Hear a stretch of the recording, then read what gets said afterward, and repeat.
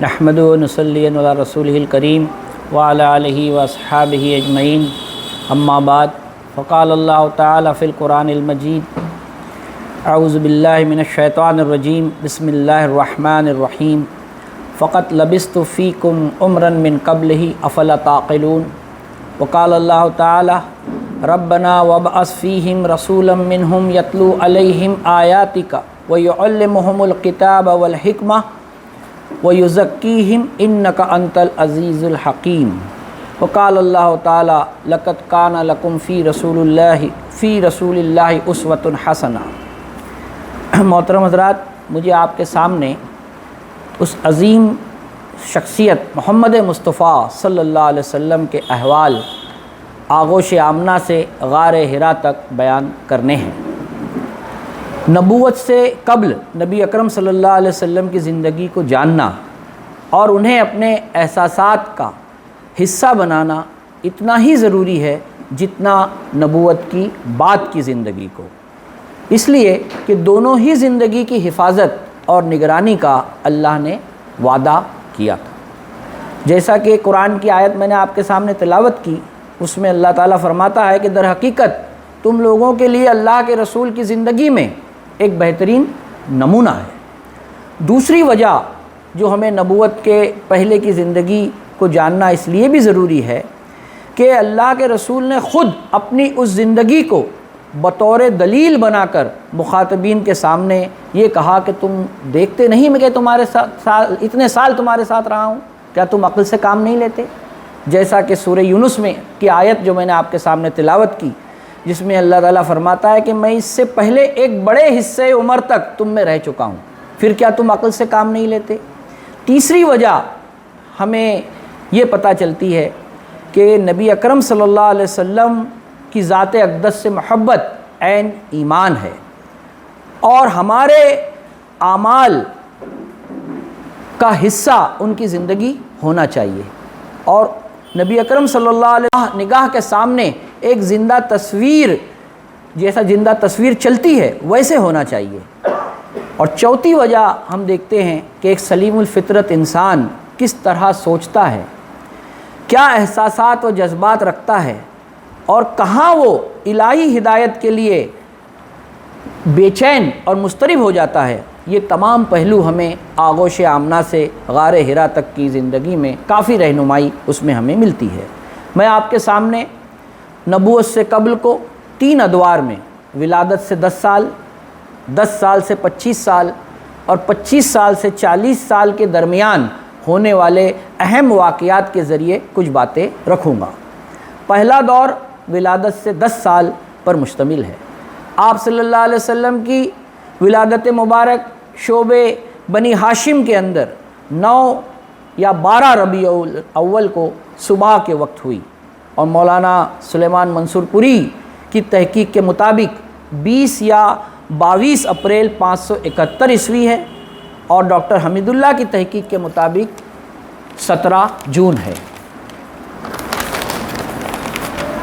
نبی اکرم صلی اللہ علیہ وسلم کی ولادت سیدنا ابراہیم علیہ السلام کی دعا کا ثمرہ تھی، جو 2500 سال پہلے انہوں نے خانہ کعبہ کی دیواریں اٹھاتے وقت مانگی تھی۔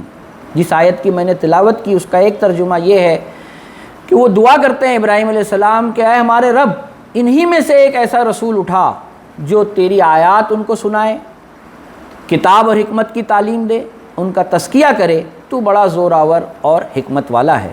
اس سے ہمیں یہ بات پتہ چلتی ہے کہ دعائیں مانگنا چاہیے۔ دعاؤں کی قبولیت میں زمان اور مکان کی کوئی قید نہیں ہوتی، کئی نسلوں بعد وہ دعائیں کیا ہوتی ہے؟ قبول ہوتی ہے، اور اگر نہ بھی ہو تو آخرت کے لیے توشہ بن جاتی ہے۔ عظیم شخصیتوں کی ولادت کے دور میں ہمیشہ غیر معمولی واقعات رونما ہوتے رہے ہیں۔ مسند احمد بن حنبل کی روایت کے مطابق آپ صلی اللہ علیہ وسلم کی والدہ نے فرمایا کہ جب نبی اکرم صلی اللہ علیہ وسلم کی ولادت ہوئی تو میرے جسم سے ایک نور نکلا جس سے ملک شام کے محل روشن ہو گئے، اور محمد رسول اللہ کتاب کے مصنف کے مطابق مدائن کے عظیم ترین آتش کدے میں آگ بجھ گئی جو صدیوں سے روشن چلی آ رہی تھی۔ اسی رات ایک زلزلہ آیا، جس سے ایرانی شہنشاہ کے محل کے 14 کنگورے گر گئے۔ یہ گویا اعلان تھا کہ دنیا میں بت قدوں کی ظلمت ختم ہونے والی ہے اور نور محمدی کی روشنی سے پورا عالم منور ہونے والا ہے۔ مستند ترین روایت کے مطابق ابراہا کے لشکر کی تباہی نبی اکرم صلی اللہ علیہ وسلم کی ولادت کے 50 دن پہلے ہوئی ہے، جس نے اس وقت کی دنیا کو بیت اللہ کی طرف متوجہ کیا اور خود عرب واقعے فیل کے بعد 7 سال تک خانہ کعبہ کے رب ہی کی عبادت کرتے رہے۔ گویا یہ واقعہ بعثت نبوی کے لیے ایک تمہید تھا کہ اب خانہ کعبہ کو شرک و بت پرستی کی آلائشوں سے پاک کر کے خالص توحید پر قائم کیا جانے والا ہے۔ دادا عبد المطلب نے آپ کا نام محمد اور ایک روایت کے مطابق احمد رکھا، مگر یہ خوشی اس وقت غم میں بدل گئی جب یہ اطلاع ملی کہ محمد کے والد عبداللہ کا مدینہ کے قریب انتقال ہو گیا ہے اور یہ بچہ پیدا عشق کے ساتھ ہی یتیم ہو گیا۔ مکہ کے دستور کے مطابق بچوں کو صحرا میں اچھی صحت اور صحت زبان کے لیے داعیہ کے پاس پرورش کے لیے بھیجا جاتا تھا، مگر اس یتیم بچے کو کسی داعیہ نے نہیں لیا۔ دائی حلیمہ جو اپنی سواری کی کمزوری کی وجہ سے لیٹ یا تاخیر سے مکہ پہنچی تو ان سے دوسری دائیوں نے طنز اور مذاق کے انداز میں یہ کہا کہ ہم نے تمہارے لیے عبداللہ کا یتیم بچہ چھوڑ دیا ہے، جاؤ اسے تم گود لے لو۔ مگر وہ بدنصیب دائیہ نہیں جانتی تھیں کہ جس بچے کو اللہ دائی حلیمہ کی گود میں ڈالنے والا ہے، دنیا کی تمام ظاہری و معنوی نعمتیں و برکتیں اس کی ذات سے وابستہ کر دی گئی ہیں۔ اور جیسے ہی دائی حلیمہ نے نبی اکرم صلی اللہ علیہ وسلم کو گود لیا، برکتوں کا ظہور شروع ہو گیا۔ الرحیق المختوم کے مصنف فرماتے ہیں کہ وہ بکریاں جن کے تھنوں میں دودھ کی کمی تھی وہ لبالب بھری ہوئی تھی، وہ اونٹنی جو سست رفتار اور کمزور تھی اس کی رفتار تیز ہو جاتی ہے، اور خود دائی حلیمہ کی چھاتیاں سوکھ رہی تھی، ان کا اپنا بچہ دودھ کی کمی کی وجہ سے چیختا تھا، لیکن جو ہی انہوں نے محمد کے منہ میں اپنا پستان ڈالا محسوس ہوا کہ دودھ کی نہریں بہنے لگی ہوں۔ یہ وہی بچہ ہے جسے دوسری دائیہ بدنصیب سمجھ رہی تھی، اب وہ حلیمہ کی قسمت پر رشک کرنے لگی۔ یہ روایت بھی ملتی ہے کہ محمد صلی اللہ علیہ وسلم دائی حلیمہ کا دودھ پیتے تو اپنے جو رضائی بھائی کے لیے ایک حصہ خود چھوڑ دیتے، یعنی دوسرے پستان کو منہ نہیں لگاتے تھے۔ یہ دیکھ کر حلیمہ کے گھر والوں نے کہا کہ عبداللہ کا یتیم بڑا ہو کر دنیا کو انصاف و بھلائی سے معمور کر دے گا۔ پھر اس کے بعد آپ دیکھیے کہ یہ روایت بھی ہمیں ملتی ہے کہ جب محمد صلی اللہ علیہ وسلم کو اپنے رضائی بھائی اور بہن کے جنگل میں بکریاں چرانے کا علم ہوا تو آپ نے فرمایا ایسا نہیں ہو سکتا کہ وہ تمام کام کریں اور میں گھر میں بیٹھا رہوں۔ کس قدر آپ دیکھیے انکساری اور ایک دوسرے کے مدد کا جذبہ موجزن تھا، اس کا اندازہ ہم اس واقعے سے لگا سکتے ہیں۔ مکہ میں وبائی امراض کی وجہ سے آپ صلی اللہ علیہ وسلم کم و بیش 5 سال بنو سعد کے قبیلے میں دائی حلیمہ کے پاس رہے، اور دائی حلیمہ نے 5 سال بعد آپ کی والدہ آمنہ کو ان کی امانت سونپ دی۔ بنو سعد کے جس قبیلے میں محمد صلی اللہ علیہ وسلم کی پرورش ہوئی اس کے بارے میں مشہور تھا کہ ان کے کھیتوں میں سبزہ نہیں بلکہ فصاحت اگتی ہے۔ آپ صلی اللہ علیہ وسلم کی شخصیت کا ایک خاص پہلو جوامع الکلم رہا ہے۔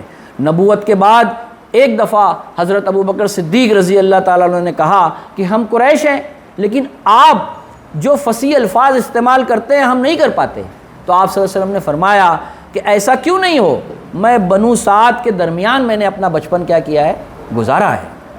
پھر آپ دیکھیے کہ 6 سال کی عمر میں جب آپ اپنی والدہ محترمہ کے ساتھ مدینہ تشریف لے جاتے ہیں تو مدینہ میں جو بچے ہیں وہ آپس میں ایک دوسرے سے فحش کلامی کرتے، آپس میں لڑتے، مگر محمد ان باتوں کے قریب نہ پھٹکتے تھے۔ البتہ کوئی بچہ تیر اندازی کی مشق کرتا تو اس کے ساتھ ہو جاتے، اور وہیں کی جو باوڑی تھی آپ نے بچوں کے ساتھ تیرنا وہیں پر سیکھا۔ بچپن ہی میں ایک تعمیراتی کام میں حصہ لیتے وقت پتھروں کو اپنے کاندھوں پر اٹھاتے ہوئے وہاں زخم ہو رہا تھا، زخم کے نشان تھے۔ آپ کے چچا نے یہ کہا کہ آپ کا تہبند اٹھا کر یہاں گٹھری باندھ دیجئے، جیسے ہی آپ کا تہبند کھولا گیا آپ بے ہوش ہو گئے۔ اس سے یہ پتہ چلتا ہے کہ شرم اور حیا انسان کی شخصیت کی تعمیر میں بڑا اہم کردار ادا کرتی ہے۔ فی زمانہ اولاد کی تربیت ایک اہم مسئلہ ہے۔ بچپن میں کس انداز سے تربیت و نشو و نما کی جائے، کس طرح کا مزاج پروان چڑھایا جائے، کن اعمال سے بچوں کو بچایا جائے، ان تمام واقعات میں ہمارے لیے کافی نصیحت کا سامان ہے۔ آمنہ کو اپنے شوہر سے بڑا قلبی لگاؤ تھا، اور آپ کے مدینے کے سفر کا مقصد بھی اپنے شوہر کے قبر کی زیارت تھی۔ شوہر کی جدائی کا غم قبر کو دیکھتے ہی دوبارہ ابھر گیا اور آمنہ جابر نہ ہو سکی، اور محمد صلی اللہ علیہ وسلم پردیس میں بے ماں کے رہ گئے، یعنی در یتیم ہو گئے۔ وہیں 7 سال پہلے آپ کے والد عبداللہ پیوند خاک ہوئے تھے، آمنہ بھی وہیں مدفون ہوئیں، اور محبت نے سچ مچ زمین کی تنابیں کھینچ دی۔ اسی جذبے نے آمنہ کو مکہ سے کشاں کشاں لا کر عزیز شوہر کی آرام گاہ میں جانثار بیوی کو سلا دیا۔ ماں کے وصال کے کوئی 1 سال بعد دادا عبد المطلب، جو عبداللہ کے در یتیم کے کفیل تھے، وہ بھی دنیا سے چل بسے۔ بچپن میں ماں باپ کی جدائی کا غم اور لڑکپن میں دادا کی جدائی نے اس غم میں مزید کیا کر دیا؟ اضافہ کر دیا۔ بقول ماہر القادری صاحب، جن لوگوں کو عظیم شخصیت بننا ہوتا ہے انہیں قدرت کہہ رہی تھی کہ پیارے محبت، یتیمی کا داغ اس لیے دیا گیا کہ آپ صلی اللہ علیہ وسلم کو یتیموں کا غمخوار بننا ہے۔ آپ کو ان حالات سے اس لیے گزارا گیا کہ کمزوروں کی دلجوئی کرنی ہے۔ ماں باپ دادا کے سہارے اس لیے ٹوٹ رہے ہیں کہ اب سہاروں کا سہارا، سب سہاروں کا سہارا، جو سب سے بڑا سہارا ہے، آپ کو اپنی پناہ میں لے چکا ہے، اور یہی آزمائش کی بھٹیوں میں تپ کر اور غم و الم کے خارزاروں سے گزر کر ہی انسانی طبیعت اور شخصیتوں کی تعمیر ہوتی ہے۔ پہلے غموں سے قلب میں گداز پیدا کیا جاتا ہے، اور یہی احساس دوسرے کمزور لوگوں کے درد کا مداوا بن جاتا ہے۔ حقیقی معنوں میں یتیم کے سر پر شفقت سے ہاتھ پھیرنے کی حلاوت اسے ہی نصیب ہو سکتی ہے جو اس درد سے گزرا ہو۔ اور میرے ساتھیوں، قلب میں سوز و گداز کے بغیر انسانی شخصیت کی تکمیل نہیں ہوا کرتی۔ پھر آپ دیکھیے کہ دوسرا دور 10 سال سے 25 سال کے درمیان ہے۔ دادا نے موت کی گھڑیوں میں محمد صلی اللہ علیہ وسلم کی کفالت جناب ابو طالب کے ذمہ لگائی، جو آپ کے والد کے ماں جائے بھائی تھے، چچا تھے۔ نقوش نمبر کے مصنف نے اپنے مقالے میں لکھا ہے کہ حضرت ابو طالب تمام بنو عبد المطلب میں سب سے کم آمدنی اور زیادہ خرچ والے تھے، اگرچہ وہ آپ صلی اللہ علیہ وسلم کو اپنی اولاد سے زیادہ چاہتے تھے اور آپ صلی اللہ علیہ وسلم سے کوئی مشکل کام نہ لینا چاہتے تھے، مگر 10 سال کے اس بچے کی خودداری دیکھیے کہ وہ آپ غریب چچا پر اپنا بار نہیں ڈالنا چاہتا تھا، اور چچا سے باصرار اجازت لے کر روسائے قریش کی بکریاں اجرت پر آپ نے چرانا شروع کر دی۔ آپ صلی اللہ علیہ وسلم کے وقار و متانت کا اس عمر میں، 10 سال کی عمر میں، یہ عالم تھا کہ ابو طالب کے بچے کھانا کھاتے وقت چھینا جھپٹی کرتے تھے، آپ صلی اللہ علیہ وسلم دور بیٹھے رہتے تھے۔ آپ کے اس مزاج کو دیکھ کر آپ کے لیے الگ کھانا دیا جانے لگا۔ جناب علی اصغر چودھری صاحب بکریوں چراتے وقت آپ صلی اللہ علیہ وسلم کے جو احوال ہے وہ یہ لکھتے ہیں کہ جنگلوں اور صحراؤں میں نبی اکرم صلی اللہ علیہ وسلم بکریاں چراتے وقت اپنے دوستوں سے کہتے کہ میں سوچتا ہوں کہ آسمان کس نے پھیلایا، پہاڑیاں کیسے بن گئی، اور صحرا کے ذرے کس طرح وجود میں آئے۔ بدیع الزمان نورسی صاحب نے لکھا ہے اسی ضمن میں کہ ایسے تجربات ہر اس سلیم الفطرت انسان کو ہوتے ہیں جو تنہائیوں میں جنگلوں صحراؤں میں بیٹھ کر غور و فکر کرتا ہے، تو ایسا محسوس ہوتا ہے کہ پہاڑ، ستارے، چرند پرند گویا اس سے کیا کر رہے ہیں؟ بات کر رہے ہیں۔ آپ صلی اللہ علیہ وسلم کے چرواہے ساتھی آپ سے کہتے کہ تم سارا دن جنگل میں بکریاں چراتے ہو، انہونی باتیں سوچتے ہو، چلو رات میں قصہ و کہانی اور راگ کی محفل سے لطف اندوز ہوں، اور بااصرار وہ محمد صلی اللہ علیہ وسلم کو ساتھ لے جاتے ہیں، مگر آپ صلی اللہ علیہ وسلم کو راستے ہی میں غنودگی طاری ہو جاتی ہے اور آپ سو جاتے ہیں۔ یہ واقعہ 2 بار آپ کی زندگی میں پیش آیا۔ اس واقعے سے 2 پہلو ہمیں سمجھ میں آتے ہیں کہ سب سے پہلی بات کہ ایک سلیم الفطرت انسان کو کس طرح قدرت ایسے فضول کاموں سے کیا کرتی ہے، بچاتی ہے، دور رکھتی ہے۔ اور اس سے ہمیں یہ بھی اندازہ ہوتا ہے کہ لہو و لعب سے دوری کے بغیر انسان کی شخصیت کی تکمیل نہیں ہو سکتی۔ پھر آپ دیکھیے کہ اس میں ہمیں یہ غور کرنا چاہیے کہ میرے اور اپنے بچوں کے لیے ہمیں کیا تربیت کا سامان یہ واقعہ رکھتا ہے۔ دوسرا پہلو جو اس میں سمجھ میں آتا ہے کہ انسان کی شخصیت کی تعمیر جنگلات اور بکریاں چراتے ہوئے کیسے ہوتی ہے۔ ماہر القادری صاحب نے اس پہ لکھا ہے کہ فطرت محمد سے کہہ رہی تھی کہ آج آپ بکریوں کی پاسبانی کر رہے ہیں، کل آپ کو جہاں بانی کرنی پڑے گی۔ بکریوں کی دیکھ بھال، بکریاں مختلف اقسام اور چوپایوں میں بڑے شرارتی ہوتی ہیں، تو یہ آپ سے کہا جا رہا ہے کہ جس دل سوزی سے آپ کام لیتے ہیں امت کی نگرانی کے لیے، کل اس سے زیادہ جگر سوزی سے کام لینا پڑے گا۔ یہ کھیل تماشے دوسروں کے لیے ہے، آپ تو پاسبان بنی آدم ہیں۔ یہی وجہ ہے نبی اکرم صلی اللہ علیہ وسلم نے فرمایا کہ ہر نبی کو بکریاں اس سے چرائی گئی ہیں۔ 15 برس کی عمر تک آپ صلی اللہ علیہ وسلم بکریاں اور اونٹ چراتے تھے، اور یہی آپ کا ذریعہ معاش تھا۔ چچا عبد المطلب کی دکان میں بھی آپ مدد کرتے تھے۔ مولانا جلال الدین ندوی نے فخر موجودات میں لکھا ہے کہ 16 برس کی عمر میں آپ صلی اللہ علیہ وسلم نے تجارت میں حصہ لینا شروع کیا۔ آپ نے کئی تجارتی اسفار کیے، شام، یمن، فلسطین، عمان۔ دوسرا جو سفر آپ نے شام میں کیا، وہاں آپ کو حضرت ابوبکر رضی اللہ تعالیٰ عنہ کی دوستی پوری عمر بھر نصیب ہوئی۔ اور تجارتی جو اسفار تھے اس میں آپ ان بہت سی خرابیوں سے واقف ہوئے جو عرب اپنی تجارت میں، جو عربوں کی تجارت میں داخل تھی، اور احادیث میں جو آپ نے بیع و شراء کے احکام دیے ہیں اس میں بھی آپ کے یہ تاجرانہ تجربات جھانکتے ہیں، اور آپ صلی اللہ علیہ وسلم کی مردم شناسی اور جہاں دیدگی میں بھی انہی تجارتی اسفار نے بہت بڑا حصہ ادا کیا ہے۔ اور عمان کی بندرگاہ دبا پر ہند اور چین کے، مشرق و مغرب کے بڑے بڑے جو تاجر اور تجار ہوتے تھے وہ شریک ہوتے تھے، جہاں آپ صلی اللہ علیہ وسلم نے چینیوں کو، چائنیز کو صنعت و حرفت کا ان کی نے متاثر کیا۔ جیسا کہ ابن حنبل کی ایک روایت ہے کہ سے ظاہر ہوتا ہے اس سے کہ آپ اس موقع پر موجود تھے، تو ہمیں وہ حدیث بخوبی سمجھ میں آتی ہے کہ آپ صلی اللہ علیہ وسلم نے فرمایا علم حاصل کرو چاہے تمہیں چین ہی جانا پڑے۔ تجارت میں اخلاق کی پاسداری آپ صلی اللہ علیہ وسلم کا ایک نمایاں وصف تھا۔ سود سے آپ نے ہمیشہ اجتناب کیا، اس کی گواہی خود آپ کے دشمن ابو لہب نے بھی دی ہے۔ اور ایفاء عہد، وعدے کو پورا کرنا، یہ آپ اس واقعے سے آپ اس کا اندازہ کر سکتے ہیں کہ عبداللہ بن حمزہ نے اوقاس کے بازار میں آپ سے ایک معاملہ طے کیا اور کہا کہ آپ یہیں ٹھہرے، میں تھوڑی دیر میں آتا ہوں، اور وہ اسے بھول گیا۔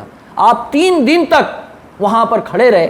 جب اس کو یاد آیا وہ واپس آتا ہے تو دیکھتا ہے کہ محمد صلی اللہ علیہ وسلم وہاں موجود ہیں۔ اس کا سر ندامت سے جھک جاتا ہے اور کہتا ہے محمد مجھے معاف کر دیجئے۔ آپ صلی اللہ علیہ وسلم صرف اس سے اتنا کہتے ہیں کہ تم نے مجھے بڑی تکلیف میں ڈال دیا، میں 3 دن سے تمہارا کیا کر رہا ہوں، انتظار کر رہا ہوں۔ تب وہ عبداللہ بن حمزہ کہتے ہیں کہ محمد تم واقعی امین اور صادق ہو۔ اس طرح کے تجربات حضرت خدیجۃ الکبریٰ کو بھی ہوئے جب انہوں نے اپنا سامان تجارت نبی اکرم صلی اللہ علیہ وسلم کے سپرد کیا، تو ان کے اخلاق آپ صلی اللہ علیہ وسلم کے اور عادات کو دیکھ کر بڑی متاثر ہوئی، اور آگے چل کر یہی آپ سے نکاح کا بھی کیا بنا ہے، سبب بنا ہے۔ دراصل بزرگوں اور ساتھیوں، یہی اخلاق و کردار کی وہ طاقت ہے جو سماج اور معاشرے میں ایک مسلمان اور دائی اسی کے ذریعے لوگوں کا دل کیا کر لیتا ہے، جیت لیتا ہے، اور اس کی دعوت کو پذیرائی حاصل ہوتی ہے۔ اور وہ متکبر لوگ جو اس دعوت کو قبول نہیں کرتے تو گردنیں تو نہیں جھکتی مگر دل ان کے بھی ان کے آگے جھک جایا کرتے ہیں۔ پھر آپ دیکھیے 16 برس کی عمر میں ایک تاریخی معاہدہ حلف الفضول کے نام سے ہوتا ہے۔ یہ معاہدہ مکہ میں کسی بھی مظلوم و بےکس کی مدد کے لیے تمام رؤسائے قریش نے کیا۔ اس معاہدے پر دستخط کے وقت ایک سردار عبداللہ بن جدعان نے یہ کہا کہ محمد کے بغیر یہ معاہدہ مکمل نہیں ہے۔ آپ کو بلایا گیا، آپ وہاں پر جب وہاں پہنچے تو آپ سے یہ کہا گیا کہ ہم یہ چاہتے ہیں کہ اس معاہدے پر آپ کی کیا ہو، دستخط ہو، آپ کی شہادت ہو۔ تو محمد صلی اللہ علیہ وسلم نے فرمایا کہ ظلم کے خلاف اور قیام امن کے لیے آپ مجھے ہر وقت کیا کریں گے؟ تیار پائیں گے۔ دیکھیے مشترکہ یعنی جوانی کے اوائل عمری میں نوجوانوں کے لیے بڑی اس میں نصیحت ہے کہ کتنا اعتماد سرداران قریش کو آپ پر تھا، اس کا اندازہ ہم اس واقعے سے لگا سکتے ہیں۔ پھر آپ دیکھیے کہ ظلم کے خلاف جو مشترکہ محاذ کے ساتھ مل کر کام کرنے کا جو عزم اور حوصلے کا اظہار نبی کریم صلی اللہ علیہ وسلم نے کیا، وہ بھی ہمیں پتہ چلتا ہے۔ اور نبوت کے بعد بھی جب قریش مکہ نے، جو آپ کے دشمن تھے قریش مکہ، تب بھی آپ صلی اللہ علیہ وسلم نے یہ کہا کہ اگر مجھے وہ اس معاہدے کے لیے دعوت دیں گے تو میں ضرور ان کا ساتھ دوں گا۔ اس واقعے سے یہ پتہ چلتا ہے کہ امت کے لیے اس میں بڑی رہنمائی ہے کہ ظلم کے خلاف کس طرح انہیں آگے بڑھنا چاہیے۔ شجاعت اور بہادری میں آپ صلی اللہ علیہ وسلم کا ایک نمایاں وصف رہا ہے۔ 20 سال کی عمر میں جو ایک بڑی جنگ حرب فجار کے نام سے ہوئی ہے، آپ نے نہ صرف اس میں حصہ لیا بلکہ اپنے چچاؤں کو آپ تیر دیتے تھے اور تیروں سے اپنے چچاؤں کو بچانے کے لیے ڈھال سے ان کی مدافعت کرتے تھے۔ اور آپ صلی اللہ علیہ وسلم کا یہی وصف جو ہے، صحابہ کہتے تھے کہ جنگ کے شدید جب حالات ہوتے تو ہم نبی اکرم صلی اللہ علیہ وسلم کے پاس میں اپنے آپ کو مامون یا محفوظ سمجھتے تھے۔ پھر تیسرا دور آپ کا جو ہے وہ 25 سے 40 سال پر مشتمل ہے۔ 25 سال کی عمر میں حضرت خدیجہ الکبریٰ نے آپ صلی اللہ علیہ وسلم کے اخلاق و عادات سے متاثر ہو کر آپ کیا کرتی ہیں؟ نکاح کا پیغام بیچتی ہیں۔ آپ دیکھیے تمام رؤسائے قریش حضرت خدیجہ سے شادی کرنا چاہتے ہیں، لیکن آپ کی بنیاد نکاح کے لیے کیا ہوتی ہے؟ اخلاق ہوتی ہے۔ اور یہی معاملہ نبی اکرم صلی اللہ علیہ وسلم کا ہے کہ انہوں نے بھی عمر نہیں دیکھی، اصل کیا چیز دیکھی؟ اخلاق، اور اس کو آپ نے ترجیح دی۔ ہمارے لیے اس میں بڑے غور کا سامان ہے۔ پھر آپ دیکھیے کہ جب وہ پیغام بیچتی ہیں تو آپ صلی اللہ علیہ وسلم اپنے چچا کے مشورے سے اس کو قبول کر لیتے ہیں۔ نکاح کا خطبہ ابو طالب دیتے ہیں۔ نبوت کے بعد بھی اسی خطبے کا رواج باقی رہا، آپ نے کچھ قرآنی آیات کا اس میں اضافہ کیا۔ آپ نے 20 اونٹ مہر دیا جو بہت بڑا مہر تھا، اور آج کے دور کے اعتبار سے 25 سے 30 لاکھ روپیہ وہ مہر ہوتا ہے۔ نکاح کے 2-2.5 سال بعد ایک فرزند سعید سے اللہ نے آپ کو نوازا جو ابو القاسم کہلائے۔ جب قاسم لڑکھڑا رہے تھے تو بیمار ہوئے اور اللہ کو پیارے ہو گئے، مگر یہ تسلیم و رضا کا پیکر اس سانحے پر بھی شاکر ہی رہا، زبان سے ذرا بھی شکوہ و شکایت اس کے نہ نکلی۔ حضرت خدیجہ نے اسی وقت اپنا غلام زید ہے آپ کو ہبہ کیا اور زید کو محمد کو ہبہ کر دیا۔ ابو القاسم کی وفات کے بعد ایک اور فرزند کا انتقال ہوا، اور اس کے بعد زینب، رقیہ، ام کلثوم اور فاطمہ، 4 بچوں سے اللہ نے آپ کو نوازا۔ آپ صلی اللہ علیہ وسلم کی بچیوں کی شادیوں کے موقع پر کھانے پینے کی محفلیں تو ہوتی تھی، لیکن جب شرکا شراب کی فرمائش کرتے تو آپ صلی اللہ علیہ وسلم نے فرمایا کہ جس چیز کو میں ناپسند کرتا ہوں آپ کو وہ نہیں پلا سکتا، اور رقص و سرور سے بھی وہ تقریب خالی ہوتی۔ دونوں واقعات میں آپ دیکھیے کہ خوشی اور غم کے مواقع پر ہمیں اپنے طرز عمل کا کیا کرنا چاہیے؟ جائزہ لینا چاہیے۔ شادی کے بعد آپ صلی اللہ علیہ وسلم حضرت خدیجہ الکبریٰ کے گھر میں رہنے لگے۔ ابو طالب مالی حیثیت سے بے حد پریشان تھے۔ آپ نے اپنے دوسرے چچا سے کہا کہ ابو طالب کی حالت بہت تکلیف دہ ہے، ان کی مدد کرنا ہمارا فرض ہے، آئیے ان کے ایک بیٹے کو آپ گھر لے جائیں اور ایک بیٹے کو میں اپنی کفالت میں لیتا ہوں۔ آپ نے حضرت علی کو اپنی کفالت میں لیا اور نہ صرف ان کی پرورش کی بلکہ آپ دیکھیے کہ اپنی لخت جگر فاطمہ سے ان کا نکاح بھی کرایا۔ رشتوں میں صلہ رحمی کو پروان چڑھانا، رشتوں میں صلہ رحمی محبت اور انس کو کیا کرتی ہے؟ پروان چڑھاتی ہے، اور اسی سے رشتوں میں نور پیدا ہوتا ہے، اور انسانی سماج میں اورفینس ہاؤس یا یتیم خانوں کی ضرورت باقی نہیں رہتی۔ اور اس طرح کا طرز عمل اگر انسان اختیار کر لیتا ہے تو بہت سی سائیکولوجیکل بیماریوں سے محفوظ رہ جاتا ہے۔ ڈپریشن میں جو انسان جاتا ہے اس سے یہ نجات دیتی ہے، اور انسان انسیکیورڈ فیل سے اپنے کو نکال لیتا ہے۔ اور آپ خاص طور پر دیکھیے کہ آج کی زندگی کا یہ خاصہ بنتا جا رہا ہے کہ وہ اپنے آپ کو عدم تحفظ کا شکار سمجھتا ہے، لیکن یہ عمل اگر رشتہ داروں میں جاری ہو جائے تو میں سمجھتا ہوں یہ تمام بیماریوں کا کیا ہے؟ علاج ہے۔ پھر اسی طرح آپ دیکھیے کہ انفاق آپ کا ایک نمایاں وصف رہا ہے۔ جناب علی اصغر چودھری لکھتے ہیں کہ کمزور مخلوق کی خبر گیری کرنا ایک مستقل وصف محمد صلی اللہ علیہ وسلم کا رہا ہے۔ قریش کا ایک سردار عتبہ کہتا ہے کہ میں سوچتا کہ آپ صلی اللہ علیہ وسلم اتنی کامیاب تجارت کرنے کے باوجود دوسرے سرداروں کی طرح مالدار کیوں نہیں ہیں؟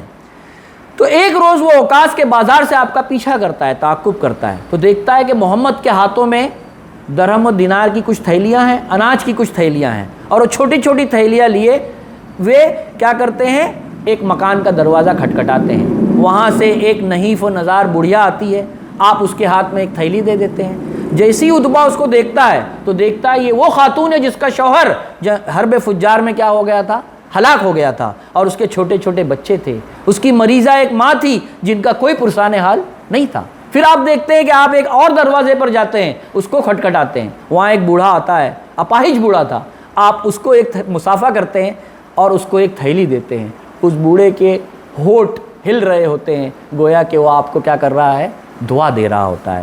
پھر تھوڑی دیر بعد اور آگے جاتے ہیں آپ تو یتیم کچھ ایک جگہ بچے کھیل رہے ہوتے ہیں، جس میں بہت سے وہ بچے تھے جن کے والدین کلاش تھے یا یتیم تھے۔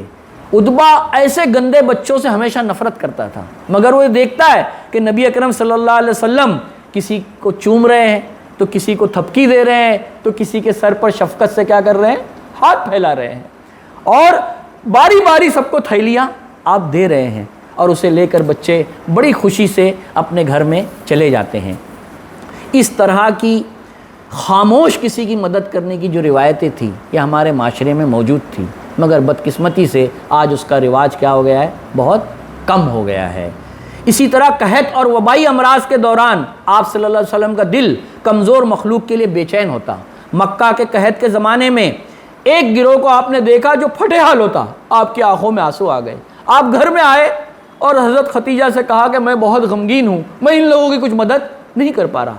آپ نے فرمایا کہ حضرت خدیجہ نے آپ غمگین نہ ہو، اور اپنے رشتہ داروں کو بلایا اور میسرہ سے کہا کہ جو درہم اور دینار کی تھیلیاں ہیں وہ صحن میں لے آ جاؤں، اور روایتوں میں یہ آتا ہے کہ وہ اتنا مال تھا کہ آپ کا قد مبارک اس میں ڈھپ گیا، اور آپ نے رشتہ داروں کے سامنے یہ کہا کہ تم گواہ رہنا، میں نے یہ پورا مال محمد کو دے دیا ہے، یہ جس طرح چاہیں اس کو خرچ کر سکتے ہیں۔ میاں اور بیوی کے درمیان حقیقی محبت اسی طرح کے ایثار اور قربانی سے پیدا ہوتی ہے۔ فقہ اور قانون کی بنیادوں پہ رشتوں میں باہمی رحمت اور مودت کی آبیاری نہیں ہوتی، بلکہ یہی وہ طرز عمل ہوتا ہے کہ شوہر بیوی کو اور بیوی شوہر کو اس کے مرنے کے بعد بھی یاد رکھتا ہے۔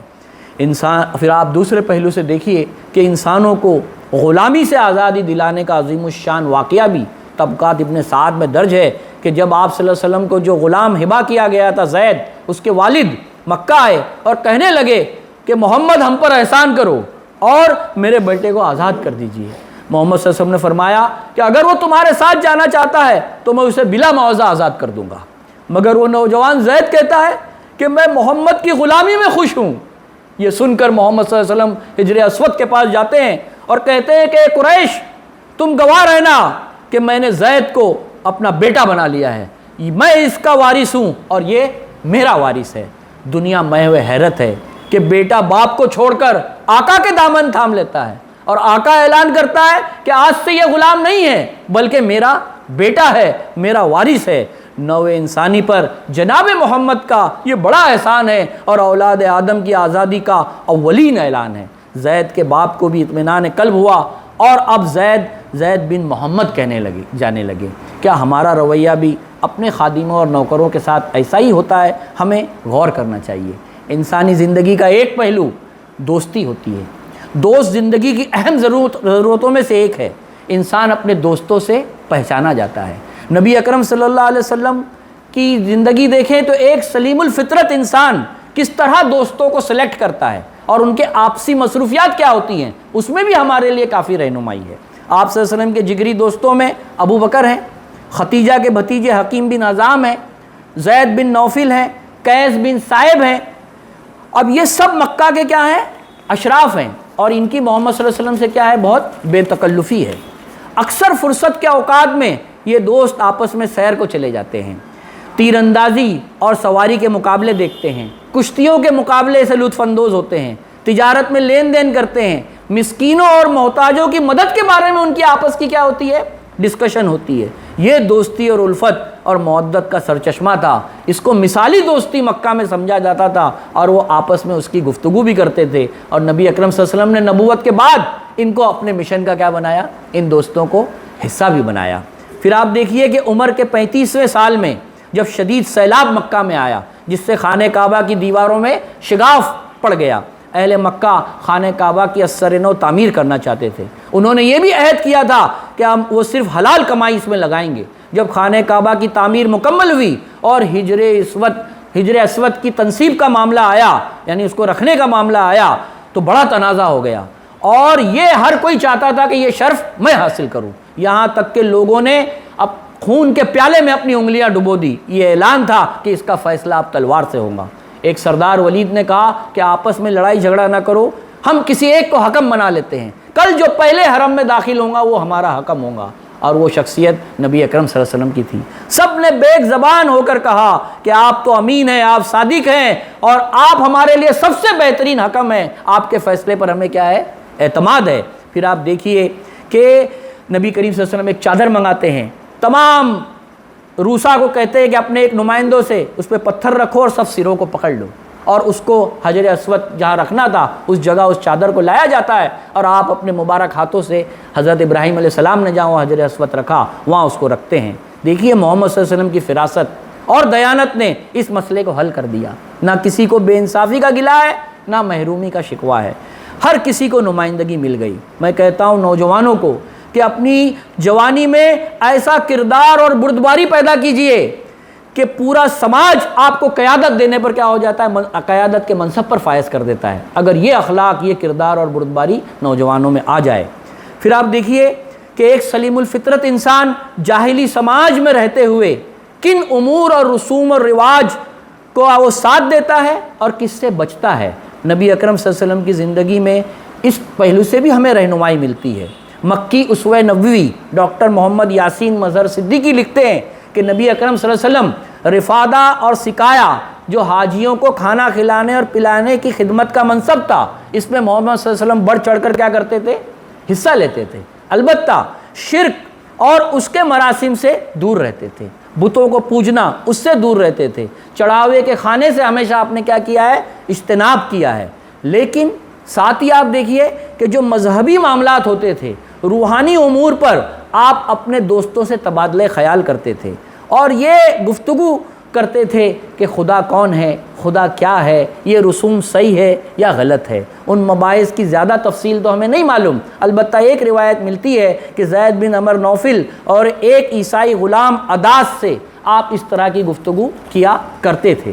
نبوت سے پہلے عبادت کے حوالے سے دیکھیں کہ آپ عبادت کیسی کرتے تھے، تو ڈاکٹر حمید اللہ صاحب نے لکھا ہے کہ آپ صلی اللہ علیہ وسلم خانہ کعبہ میں چاشت کی نماز ادا کرتے تھے، اور اس کا طریقہ جو زید بن عمر بن نوفل نے کی گفتگو کے مطابق کہ اے خدا مجھے معلوم ہو جائے کہ تجھے کون سا انداز بندگی پسند ہے تو میں وہی انداز اختیار کروں، لیکن چونکہ میں لا علم ہوں تو میں تیرے سامنے سجدے کو ترجیح دیتا ہوں، وہ بھی اس حالت میں کہ میرا چہرہ اور دونوں ہتھیلیاں زمین پر رکھی ہوئی ہوں۔ اس طرح کی آپ نماز پڑھتے تھے۔ اور دوسری عبادت آپ عاشورے کا روزہ رکھتے تھے۔ تیسرا آپ حج جو تھا اس کے تمام ارکان جو تھے وہ ادا کرتے تھے، البتہ جو طواف، ننگا طواف جو لوگ کرتے تھے یا ایسی روایتیں جو اخلاق اور فطرت کے خلاف تھی اس سے آپ کیا کرتے تھے؟ بچتے تھے۔ اسی بنا پر شاہ ولی اللہ رحمۃ اللہ علیہ نے ازالۃ الخفا میں فرمایا ہے کہ نبی اکرم صلی اللہ علیہ وسلم جاہلی عرب کی تہذیب و تمدن کو یکسر مٹا ڈالنے کا آپ نے بیڑا نہیں اٹھایا تھا، بلکہ جو اچھے اقدار، صالح اقدار اور رسوم تھے اس کو آپ نے باقی رکھا، اور ضرورت کے لحاظ سے نئی روایات، نئی ٹریڈیشن اور تازہ رسوم اور نیک اعمال کا اس میں کیا کیا؟ اضافہ فرمایا۔ 36ویں سال میں جب آپ صلی اللہ علیہ وسلم کی تینوں بیٹیوں کی شادی ہو گئی، فاطمہ اس وقت چھوٹی تھی، تجارت کا کاروبار سب نوکروں کے حوالے تھا، لیکن آپ صلی اللہ علیہ وسلم نے اس فرصت کو بھی ریاضت میں اور دولت کو عبادت میں تبدیل کر دیا۔ عام طور پر جب انسان خالی ہوتا ہے تو وہ جلوت چاہتا ہے، محفلوں میں اپنا وقت گزارتا ہے، لیکن نبی اکرم صلی اللہ علیہ وسلم خلوت کی جستجو میں رہتے۔ سید سلیمان ندوی کہتے ہیں سیرت النبی میں کہ آپ صلی اللہ علیہ وسلم کائنات کے سربستہ رازوں سے آشنا ہونے کی تڑپ اب آپ میں کیا ہو رہی تھی؟ روز بڑھ جا رہی تھی۔ سورہ ضحیٰ میں جو اللہ تعالیٰ نے فرمایا کہ تمہیں ناواقف راہ پایا تو کیا ہم نے تمہیں ہدایت نہیں دی؟ تو آپ دیکھیے علی اصغر چودھری لکھتے ہیں کہ آپ خانہ کعبہ میں ہونے والی جو مشرکانہ رسوم تھی اس پہ آپ بے چین ہو جاتے اور غور کرتے کہ اے معبود حقیقی تو کہاں ہے؟ کیوں تو اپنے چہرے سے نقاب نہیں الٹ دیتا؟ کیوں ان تاریکیوں کو تو دور نہیں کرتا؟ اور آپ مضطرب ہو جاتے۔ تو یہ بے چینی در حقیقت انسان کی ہدایت کا ذریعہ بنتی ہے اور پوری سماج کی پھر وہ اصلاح کے لیے کیا ہوتا ہے؟ آگے بڑھتا ہے۔